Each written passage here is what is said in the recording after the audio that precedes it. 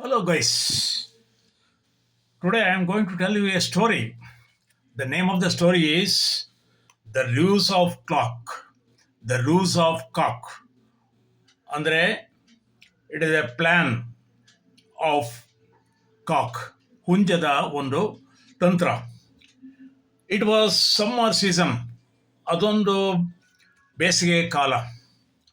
Every one was fed up with the scorching heat. ಬೇಸಿಗೆ ಬಿಸಿಲಿನಿಂದ ಪ್ರತಿಯೊಬ್ಬರಿಗೂ ಸಾಕಾಗಿತ್ತು, ಸುಸ್ತಾಗಿತ್ತು.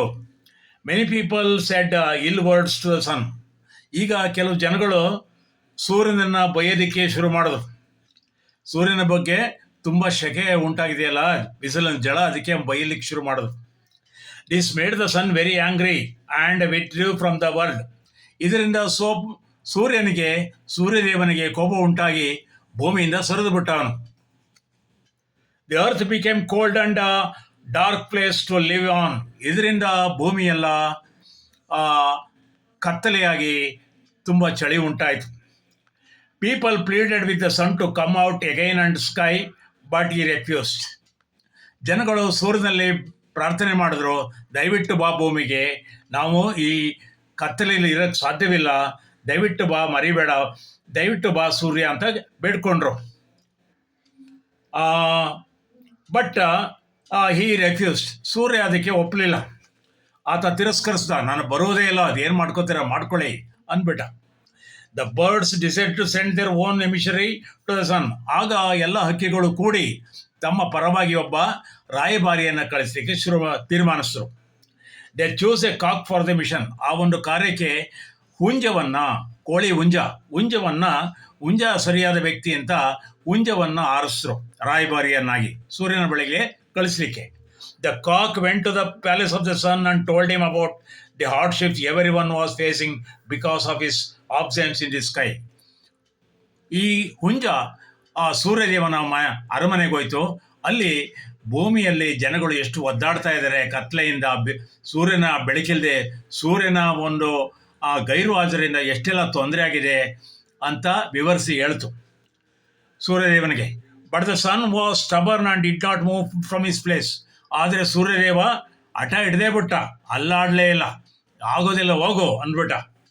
I will never come in the sky again he said with rage. ಕೋಪದಿಂದ ಅವನು, ನಾನು ಮತ್ತೆ ಆಕಾಶದಲ್ಲಿ ಬರುವುದಿಲ್ಲ ಅಂತ ಬೆರು ನುಡಿದ. You go and tell it to every one. ನೀನು ಬೇಕಾದ್ರೂ ಹೋಗಿ ಎಲ್ರಿಗೂ ಹೇಳು. That means I will have to return back home in the dark. ಆಗ ಕೋಳಿ ಹುಂಜ ಹೇಳ್ತು, ಹಾಗಾದರೆ ನಾವು ಒಬ್ಬನೇ ಹೋಗ್ಬೇಕಾ ಕತ್ಲಿನಲ್ಲಿ ಭೂಮಿಗೆ ಅಂತ ಕೇಳ್ತು.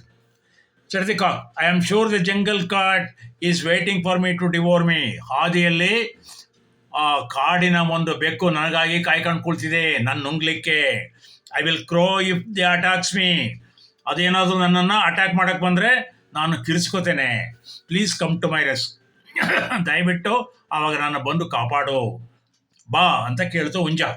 The cock went some distance and then started crowing as loudly as is ಎಕ್ವರ್ಡ್.